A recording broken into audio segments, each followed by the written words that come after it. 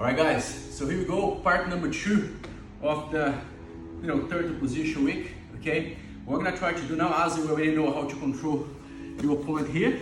Okay, now we're gonna go for the most basic choke right here, and probably the most effective one. So what we're gonna do here, if you come closer, this hand here, my goal is to get this thumb around there, look, like that. Okay, obviously my opponent on the bottom, he's got his hands like this, look, he's got his hands like this defending. So I need to get rid of those hands.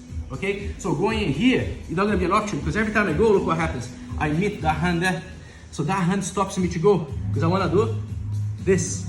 Okay, so how they're gonna do this? I'm gonna go for the back door. Okay, and this is the back door. Okay, so what I'm gonna do is, I'm gonna get my thumb together here. I slide in, and guess what?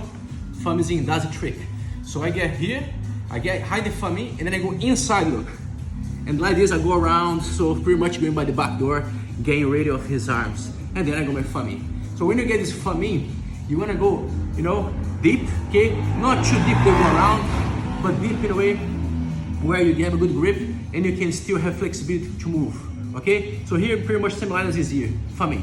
Good. Remember the second hand? The second hand was there, the ankle, okay? So the second hand, what I'm gonna do now, I'm gonna be lifting him a little bit, so I take the weight off this elbow here, and this hand comes on the inside, okay? Because usually when you try to choke, he might base the elbow in there, to stay strong, or try to chase him here. So what I'm gonna try to do is get the hand on the inside, there, lift a little bit, and then get his elbow on the ground there, like this, okay? Here the choke is pretty much, half, 90% done, more than half. So what I'm gonna try to do is to get my head to the ground. So imagine a line here, cross the line on his knee, cross the line on his head.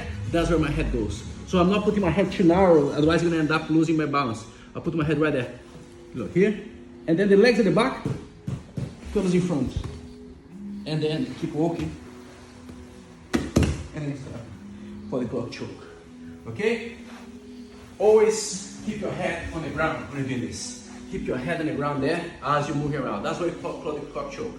Okay? So one more time. I will start here from third. Look. So I'm always pushing my opponent's head on the ground. So when he tries to bring his head up, that's when you go for the back door.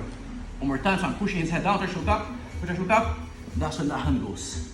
Okay? Then again, moving him towards you a little bit, so this arm becomes very light, it moves. Because if you keep your weight on him, that's a trick. Look, you can't move the arm because the weight is in there.